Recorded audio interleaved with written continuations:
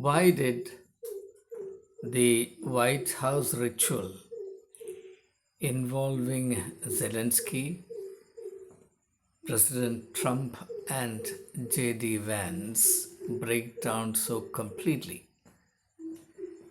Nothing in international politics in our living memory comes anywhere near the pathos and the tragedy, in fact, the shock value of the utter breakdown of the communication between the three personages I have mentioned, with the global media as a mute witness.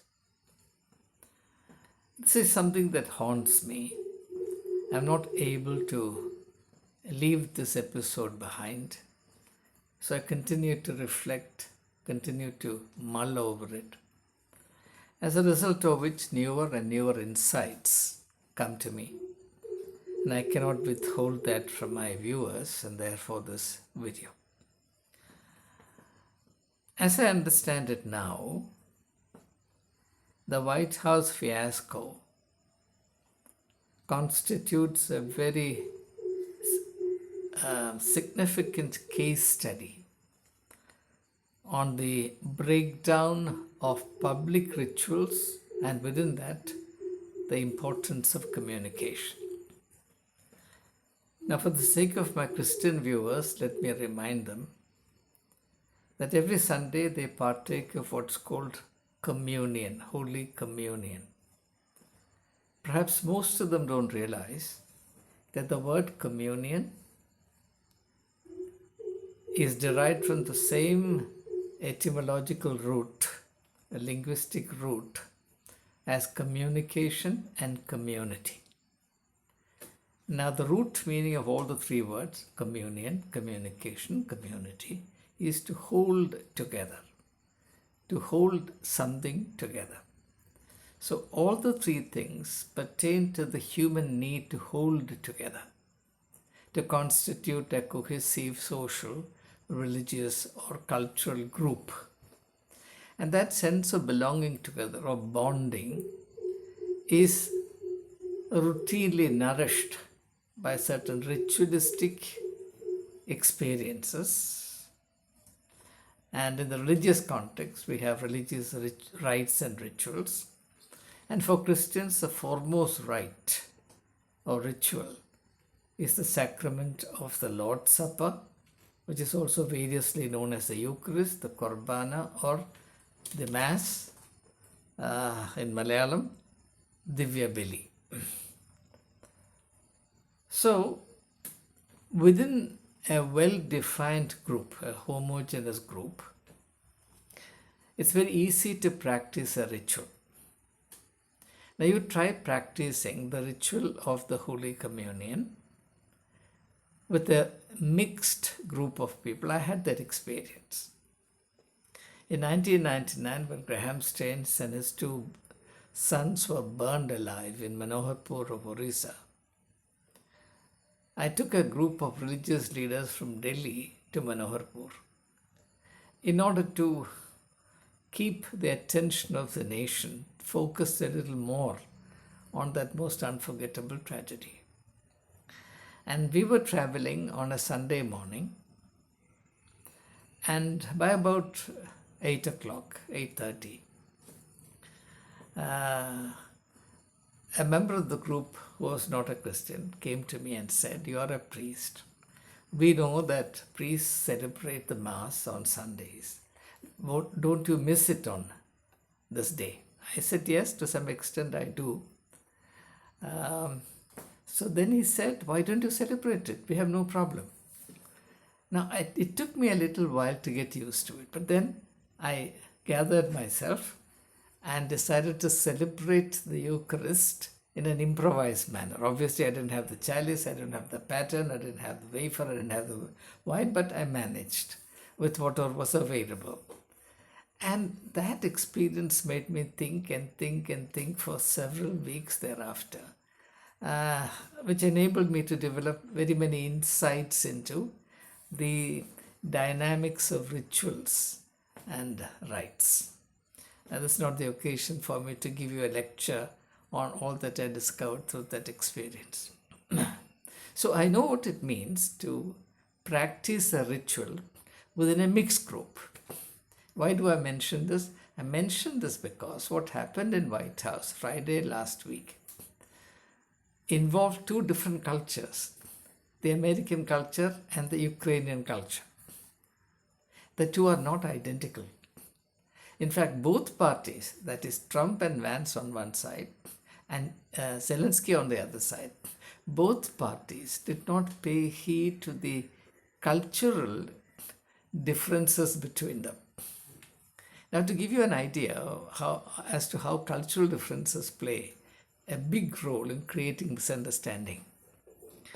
Now, there are certain cultures, for example, almost all Asian cultures are like this, where if you are in conversation with somebody and you want to communicate to the other person that you are listening to that person with respect, very likely you'll hold your head forward like this and then maybe tilt your head in one direction so that you give the impression to the other person that you are listening to him with respect and even with the willingness to obey what he is saying. So when you listen to elders, you're not supposed to sit back, relax, and kind of listen to that person in a very casual manner. And young people in particular who listen to me, who take interviews, they have to be particularly mindful of this. While attending an interview or when you are being interviewed, the manner of your sitting in the couch before the members of the board of interview is extremely important. Since I have interviewed thousands and thousands of people, I can tell you that this is something to which much attention and importance needs to be attached. But the manner in which you sit before the board of interview, you can convey, unwittingly perhaps, a very negative and very aggressive impression, which could go almost disastrously against you. So these things are important.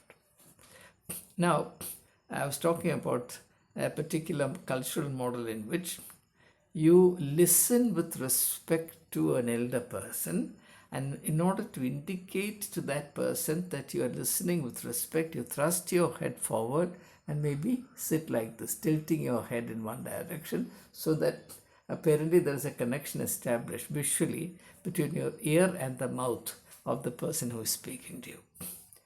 But if you go to the German culture, you will never see anyone doing that. A German will sit upright without tilting his or her head, looking you straight in the eye. Now, no offense is meant.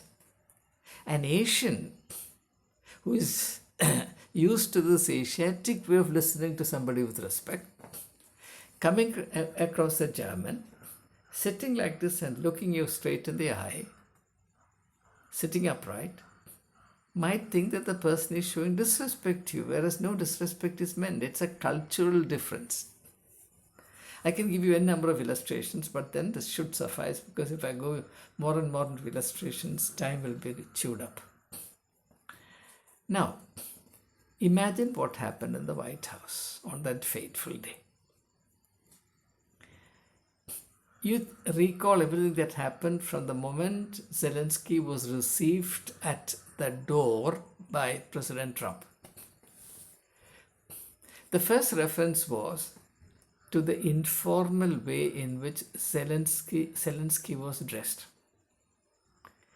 Now, according to Zelensky and the culture that he represents, and particularly in the context in which this meeting was taking place, which was his country being involved in a grim battle, and the president trying to identify himself with the struggling people, therefore giving upon flamboyant costumes or official costume, etc., and trying to dress up like anybody else. He did not mean to give any offense, but it was taken as an offense. So from that moment, actually the problem started.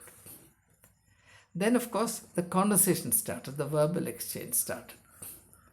Now, if you look at Zelensky, the way he talks, the way he sits, now you might think that he lacks social courtesies.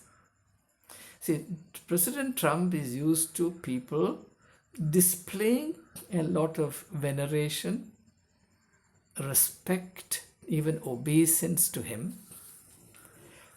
If you, for example, look at the way he has appointed his cabinet, it's quite different from the cabinet appointed by any other American president that I can recall.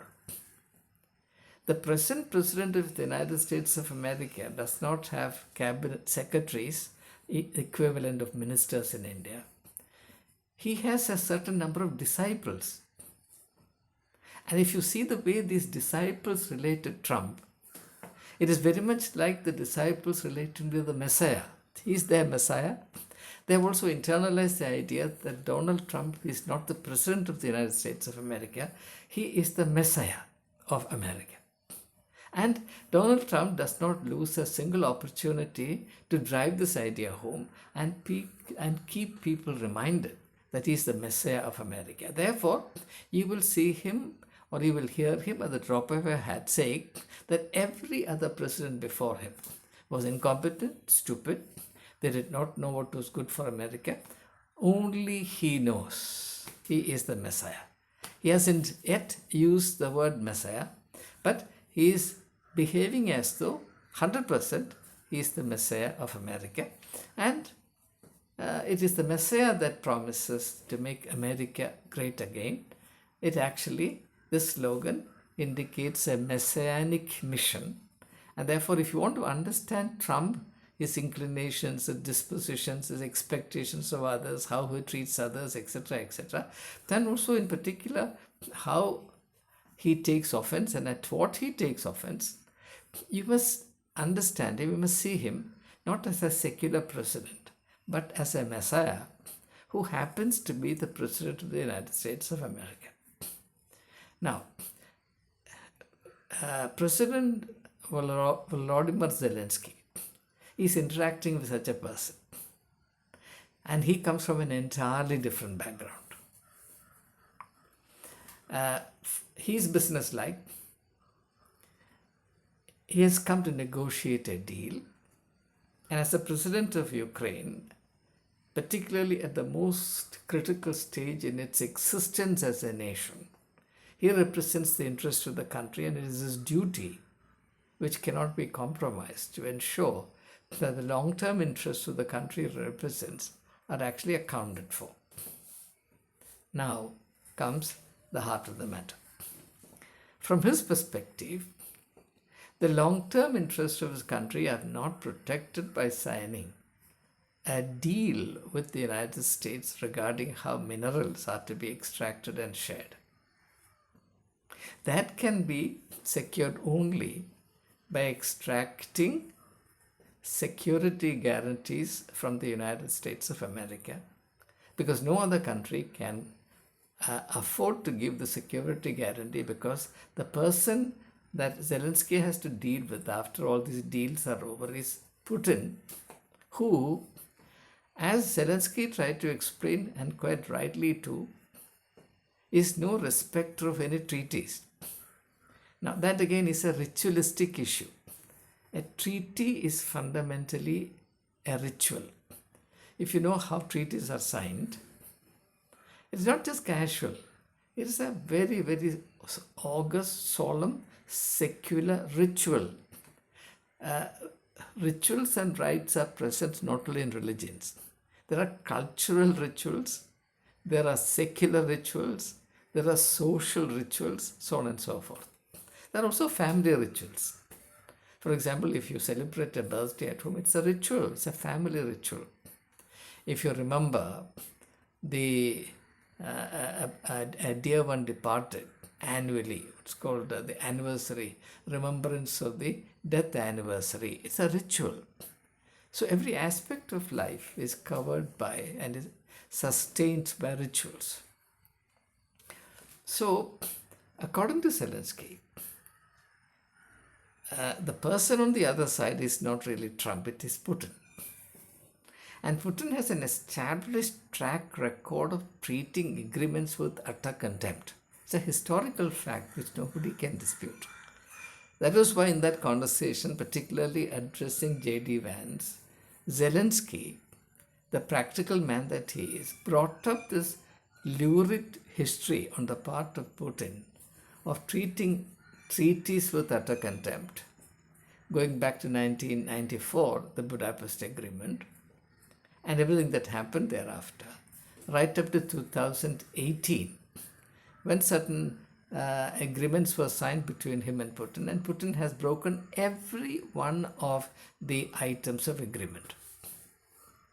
So what Zelensky was trying to say, to communicate, Zelensky was trying to communicate to President Trump and Vice President J.D. Vance, was the fact that whether they like it or not, Zelensky, he has to deal with someone who has no respect for the provisions in a treaty or a memorandum of understanding.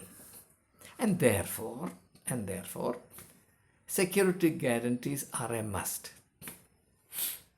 But this was precisely what Trump and J.D. Vance did not want to hear. Why? Ironically, for the very same reason that bothered Zelensky. Like Zelensky, they also know that Putin cannot be trusted. Putin cannot be trusted to keep to the provisions in a treaty unless the treaty is enforced by the overpowering might of an army on the side. Putin understands only the language of might. But that's precisely what America doesn't want to commit itself to. So what was President Trump and Vice President J.D. Vance trying to do? They were trying to actually corner Zelensky, push him to a corner where he will accept a deal with the United States without any corresponding guarantees. Why? Because America is in no position to grant the guarantee that Zelensky is pressing for. But Zelensky cannot settle down to anything less than a guarantee because the very security, the very survival of the very survival of his country is at stake. There's a very impossible situation. Zelensky was handling an impossible situation. But now this is the final leg of my argument. The way President Trump and J.D. Vance organized this entire show, and it's now very clear in retrospect that the show was very clearly planned to happen in this manner.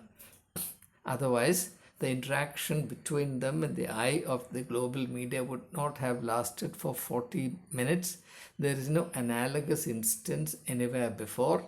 Such an interaction in front of the global media would normally last maybe 10 minutes, 15 minutes, maximum 20 minutes. But this was planned to be an elaborate thing so that slowly Zelensky can be pushed into a corner from where they knew he would react only in this manner. He could have reacted in no other manner. Now, therefore, this was a ritual. The whole episode was a ritual, very carefully planned. It was not spontaneous at all. It was planned to happen in this manner.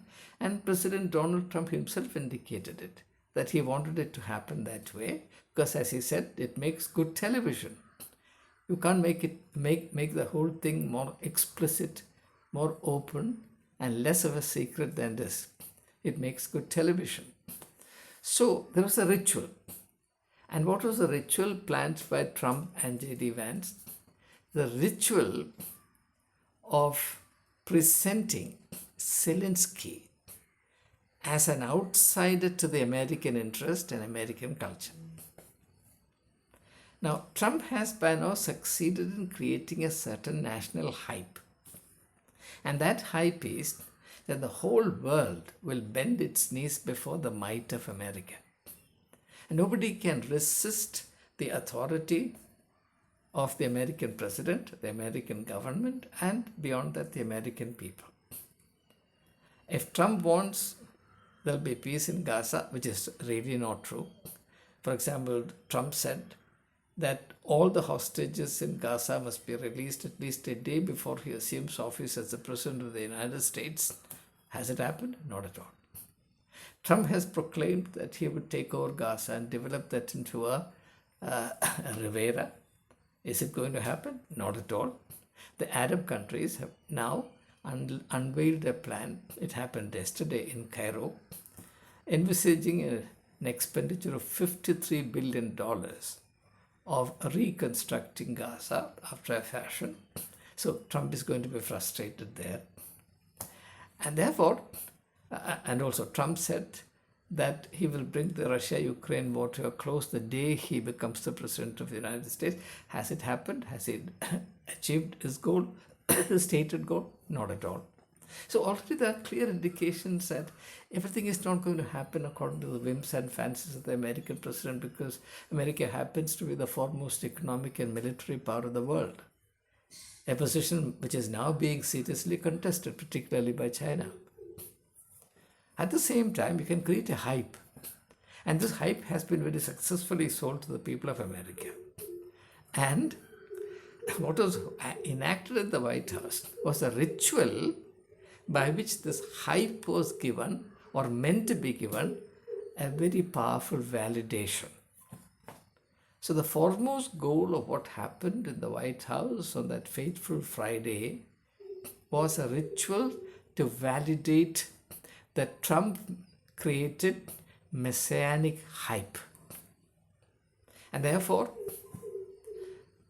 Trump should be in a position to dictate terms to Zelensky, the president of Ukraine, without any concessions given to him regarding what is an existential need for the country, which is security guarantees. Now, security guarantee does not mean that you have to go and attack Putin's Russia. All you have to do is to ensure that if a deal is struck between the two countries, America, being one of the two, takes upon itself to guarantee the survival of the state. That's all that is required. Zelensky is not asking that American troops should be on the ground or America should go and fight a battle against Putin on behalf of his country. Nothing of the sort. He says, please give me guarantees that the territorial integrity and the viability of Ukraine as a sovereign independent state will be guaranteed, because Putin cannot be trusted. And Zelensky's stated need, it's not a private need, it's a need of the country as a whole, cannot be faulted one bit on the basis of the evidence available to us, at least starting from 1994. Then why did it result in such a fiasco? Why did Trump then punish Ukraine to the extent of breaking its backbone by suspending arms supply to Ukraine, even violating the understanding created by the Congress through the previous amount sanctioned by the Congress, which, properly speaking, the American president cannot suspend in a unilateral manner. The decision taken by the Congress must be and can be undone only by the Congress. Maybe Trump takes it for granted that because Republicans control the Congress and the Senate, his personal dictates will pass. And no one from his party, the Republican Party, has the guts to stand up against him. He is the messianic. So that ritualistic part is what we need to understand. And without understanding the ritualism of it, you can't understand this exaggerated offense that Trump and J.D. Vance took. For example, and I'll close on that. Why did J.D. Vance emphasize the duty of the president of Ukraine to show exaggerated courtesy to the American president? You did not thank. We all know that President Zelensky has been overflowing with gratitude. But whatever gratitude he expressed in the past, that's not enough. In a ritual, it's very important that every item envisaged is given its proper place. So, from the ritual that was envisaged to be played out, this important item was missing, namely that Zelensky was expected to show exaggerated deference to Trump, acknowledge him as a Lord and Master of the very destiny of Ukraine, on whose personal charity the survival of the Ukrainian state depends. Zelensky was expected to grovel before Trump. He did not do it because Ukrainians, historically speaking, are people of great self-respect. Because of my interest in Russian literature, I happen to know a little bit of this region and its culture. Ukraine had a far superior culture, superior to the culture of Russia in the distant past.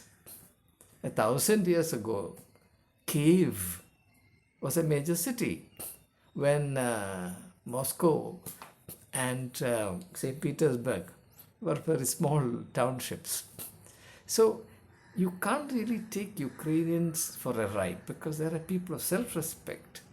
And that is clearly evident from the manner in which the Ukrainians, in spite of their manifest inferiority and many inadequacies, fought and checkmated the mighty Russian army, which Americans fear.